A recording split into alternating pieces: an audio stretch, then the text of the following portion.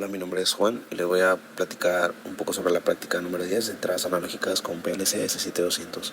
Aquí tenemos la hoja de portada, también tenemos la hoja de los materiales que utilizamos y se los voy a explicar un poco. También tenemos aquí el RTD, esta va a ser la encargada de medir la temperatura del agua y esta nos va a mandar una señal la cual va a ser interpretada por el transmisor. Ese transmisor nos va a mandar una señal estandarizada de 4 a 20 mA y mide de 0 a 300 grados centígrados. También tenemos unas resistencias, cada una de 100 ohms. Estas están conectadas en serie ya que ocupábamos 500 ohms en total, y esto fue conectado a una tablilla protoboard que también se utilizó. También utilizamos cables Caimán, utilizamos una olla para calentar el agua. También tenemos una fuente variable de corriente directa, este va a estar ajustada aproximadamente a 24 volts. También tenemos el PLC, tenemos un multímetro y también tenemos un multímetro con termopar. Buenas, yo soy José Miguel López Valdera, les voy a seguir hablando sobre el tema. Como el transmisor envía una señal de miliamperes y nosotros necesitamos medir voltaje, se le hizo una adecuación para que la relación amperes-voltaje estuviera correcta. Esto se logró colocando una resistencia entre la salida analógica del transmisor y el neutro de la fuente de alimentación. Para calcularlo se utilizó la ley de Ohm, en donde se despejó la R. Por lo tanto, vamos a dividir 10.000 milivolts entre 20.000 amperes, entre 20.000 miliamperes. Como resultado nos dio que necesitamos una resistencia de 500 ohms. Como no contábamos con una resistencia de ese valor, colocamos 5 resistencias de 100 ohms en paralelo.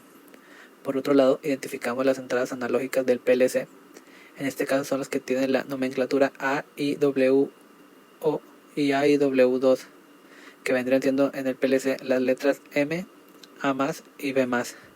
Las anillas analógicas son las que tiene nomenclatura AQW0. Esta nos da la salida tanto en miliamperes como en voltaje, que vendría siendo las letras M, I y V. Mi nombre es José Raimundo Antonio del Ángel y aquí, como podemos observar en el diagrama, conectamos el RTD PT100 a las terminales de abajo del transmisor.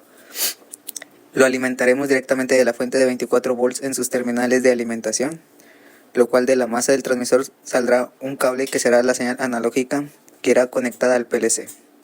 También la masa pasará por el conjunto de resistencias en serie y esta irá en el borne negativo de la fuente de alimentación. El PLC estará también alimentando a los 24 volts y la masa estará en común con la masa de la entrada analógica para que esta haga la referencia. El multímetro estará midiendo voltaje y estará conectado en paralelo a las entradas analógicas del PLC. Haciendo todos estos pasos tenemos como resultado todo este circuito. Hola, les voy a explicar también un poco sobre cómo hicimos el programa. Para empezar, para tener una buena lectura, lo que hicimos es un escalamiento. El escalamiento vendría siendo un proceso para transformar o ajustar un rango de valores de entrada o salida a otro rango adecuado para su interpretación o uso. Este procedimiento es común cuando los sensores o dispositivos externos producen señales analógicas o digitales que deben adaptarse a las necesidades del sistema. Esto se utiliza para la compatibilidad de rangos, para visualización, por ejemplo en una gráfica, y tener un control más preciso. Después de esto, pues tenemos una fórmula de escalamiento que pues la podemos poner en práctica en la programación. Entonces, para hacer el escalamiento empezamos a hacer nuestro circuito. Como primer paso hicimos nuestros contactos normalmente cerrado, un contacto normalmente abierto. Este también tiene un contacto abierto en paralelo para hacer el enclavamiento. Este corresponde a la bobina Q00. Cuando la bobina se energice, pues este enclavamiento se va a activar. Después, como segundo paso, tenemos que convertir los números enteros a números reales, y después de enteros a doble entero y de doble entero a real. Esto se hace en el primer bloque, en el segundo. Después de esto nos pasamos ya directamente a empezar a realizar y a colocar lo que viene siendo la fórmula. Como primer paso tendríamos que hacer la operación del numerador, que pues se hace la resta de los valores que tenemos OSH menos OSL. Después de esto tenemos que hacer la siguiente resta sobre el ISH y el ISL. Al conjuntar todos estos valores los vamos a pasar al siguiente bloque, y ahí es cuando vamos a hacer la división. Esta división está compuesta en el segundo bloque, por lo que podemos ver.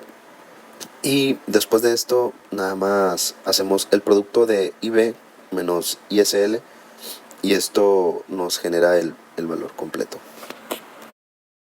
Todo esto que acabamos de hacer lo creamos como una subrutina, así que al momento de compilar todo se nos crea un bloque compuesto. o integrado, por así decirlo. En estos podemos ver, pues ya que tenemos todas nuestras variables, las podemos ingresar manualmente, y dependiendo tanto del transmisor, dependiendo si es bipolar o polar, pues ya podemos hacer el respectivo escalamiento de las variables. Después de haber creado este bloque, transferimos el programa al PLC y pues como podemos ver, nos está funcionando correctamente. Nos da nuestra señal de salida de temperatura, y en el termopar, cuando conectamos el multímetro, pues nos damos cuenta que aproximadamente son los mismos valores. Tenemos un poco de diferencia de 2 grados. Esto vendría siendo a cuestión de la incertidumbre de pues tanto el equipo como pues algunos cálculos que podemos hacer un poco mal, ya sea por alguna pérdida o algo mal conectado o simplemente un mal cálculo, pues nos puede variar la temperatura.